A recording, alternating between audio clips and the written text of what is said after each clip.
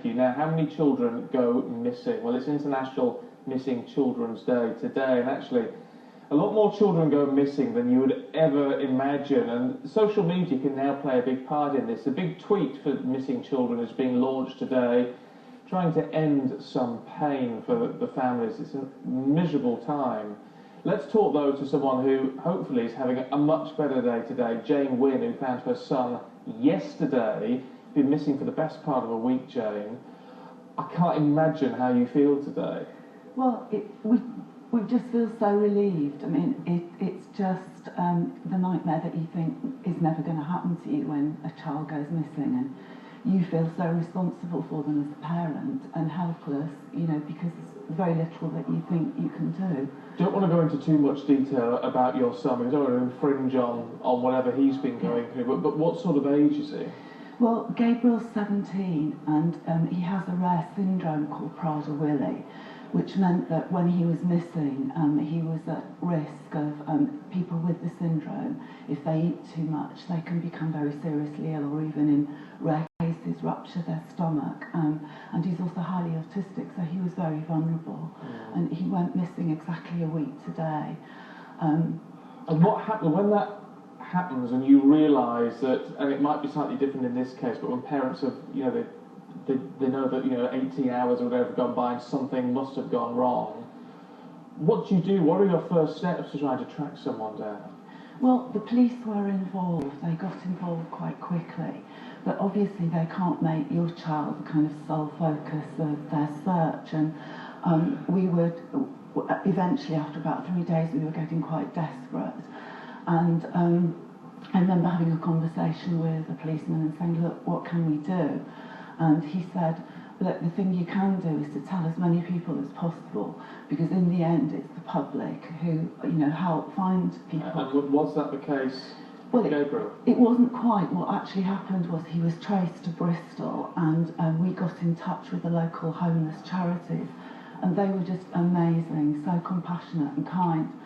And within an hour, we contacted something called the Wild Goose Cafe, which gives free food to homeless people. And literally within an hour of us sending his photograph to them, the wonderful lady there was on the phone, and she said, we recognise him. And so we were able to go there and find him. Well, thank you for coming to see us today, Jane, and sharing your story, because I know you won't want to let him go for a long time. Hold on to him tightly. Really good to hear your story, the positive news there. Thank you. Well, look, there are lots of people that are missing, and lots that can be done when it comes to social media in all of this as well.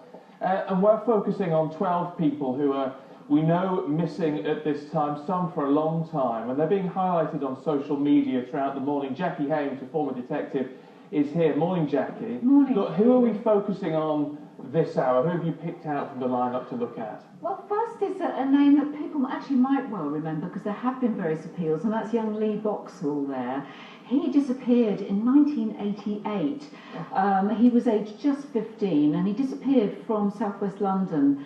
And not a lot was known at the time, but actually in 2012, a new witness came forward and said that Lee had been attending a sort of an unofficial club called The Shed in Selsdon.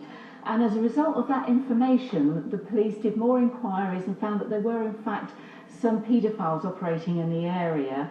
And in fact, to coincide with what would be in his 40th birthday was another appeal on Crimenewswatch last year, and following that a victim of a sexual assault came forward and has given them much more information, but we still don't know what's happened to Lee, so if anybody has any idea, please come forward. Shows so that information even a long time afterwards can have an impact. Yeah, and sometimes it helps that passage of time, because people feel a bit more confident about coming forward, and they know that maybe other people come forward as well. So please, if you know anything, please call in. Evelina? Evelina's a very recent one, actually. She's just 16 and disappeared about a month ago on April the 21st. So it's very raw to the family.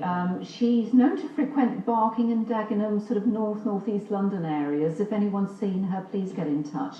There have been a lot of inquiries by the police, but they've reached a dead end. So she seems to have just disappeared into thin air. Well, as we heard from Jane Wynne now, it's members of the public with this social media campaign that can really help, can't they? Will they be able to help in Sandy's case? Sandy is an extraordinary case, and we hear, you know, that we can quote names of very small children who disappeared, but not many people know about Sandy. In 1976, he was just 4 years old when he disappeared from his grandmother's garden in Scotland. And can you imagine what life has been like for the family ever since then?